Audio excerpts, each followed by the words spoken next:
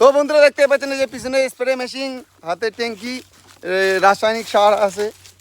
এই যে আমরা বেরিয়ে পড়েছি কৃষিকাজের উদ্দেশ্যে। আমরা কৃষিকাজ আগুড়ি কৃষিকাজ করবো, তার জন্য যে দেখতে পাচ্ছেন জমিতে প্রচুর পরিমাণে ঘাস আছে, সেইগুলো ঘাস মারার জন্য ঘাস মারা নিয়ে চলে এসেছি। সেই ঘাস মারাটা কীভাবে দিতে লাগে না লাগে সেটাই আপনাদেরকে দেখাবো, ঠিক আছে।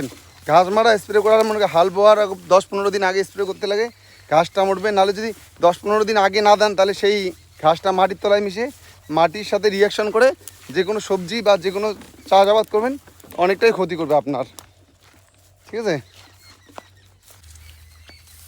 এই যে বন্ধুরা দেখতে পাচ্ছেন প্রথমে নদী থেকে জল নিয়ে এসলাম 1 বাল্টিং, 2-3 বাল্টিং জল লাগবে।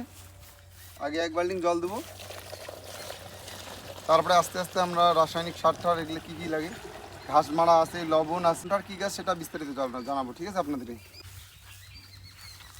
এই যে বন্ধুরা দেখতে পাচ্ছেন প্রথমেই আমরা দিব লবণ। মানে ঘাসের মধ্যে যে ঘাসের মধ্যে এমনি লবণ স্প্রে করলেও ঘাস মারা যায় যে কোনো সবজিতে, আর ঘাস মারা দিলে ঘাস মারার সাথে লবণটা দিলে অনেকটা ভালো কাজ করে। কমসে কম আধা কেজি লবণ দিতে লাগবে, আধা কেজি লবণ 2 ট্যাঙ্কি লাগবে তো। আর একটা বীজ নিয়ে এসেছি, সেটার নাম হচ্ছে রাউন্ডআপ। এটা ঘাস মারা, হ্যাঁ, এই বীজটা ভয়ঙ্কর ভয়ঙ্কর।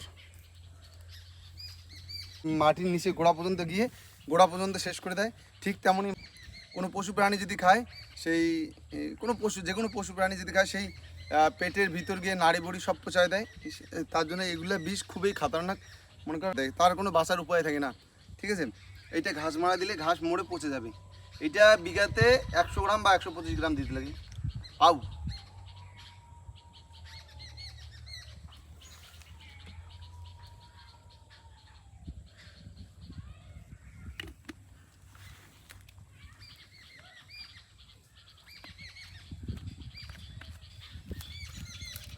দেওয়া হয়ে গেল।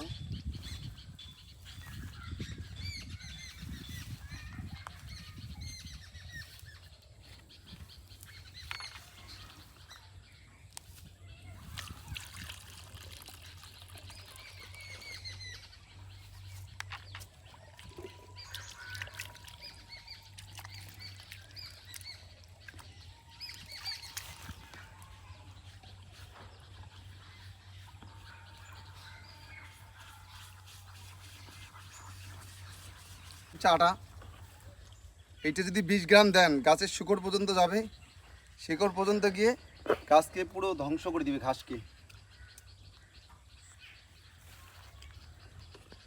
বেশি নেই, পরের ট্যাঙ্কিতেও দিতে লাগবে। এই যে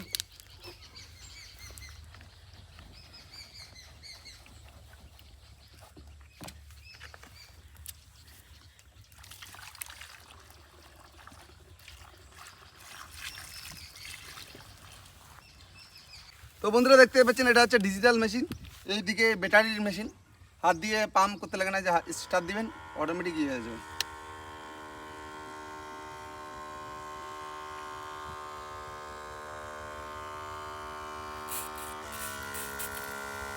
এই যে দেখতে পাচ্ছেন এই বেরিয়ে গেছে।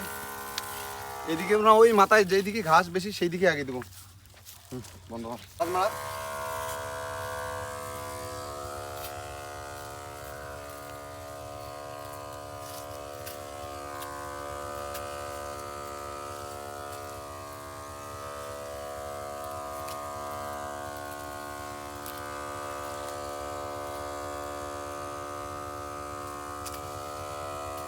এগুলো ঘাস যে দেখতেছেন না, ঘাসগুলো সব গোড় থেকে পচে যাবে।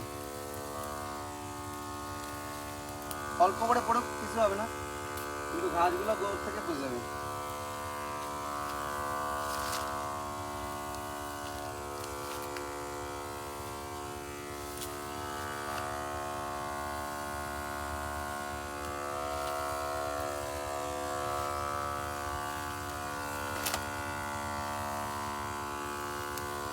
জানি না বন্যা হয়েছে, বন্যার জন্য ঘাসগুলোতে মাটি আছে, সেগুলো ওষুধ কতটা কাজ করবে কি করবে না তাও আমি দিচ্ছি।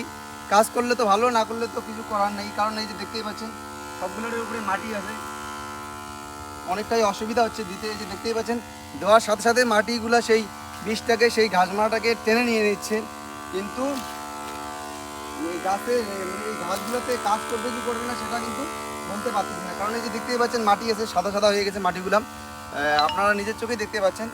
সেগুলো যদি এখন কাজ না করে আমার প্রায় অনেকটা লস হয়ে যাবে, ক্ষতি হয়ে যাবে। তার জন্য চেষ্টা করবো যাতে কাজ করে ওষুধটা।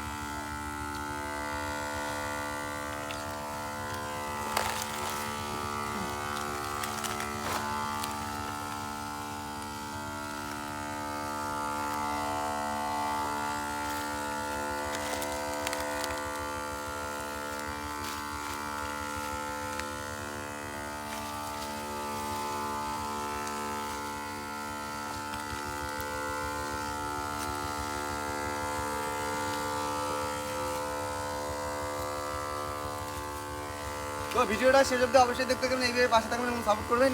বিশ্বজিৎ বর্মন কোকোনার নামে ইউটিউব চ্যানেল এবং ফেসবুক পেজটিকে অবশ্যই অবশ্যই ফলো করবেন। ধন্যবাদ।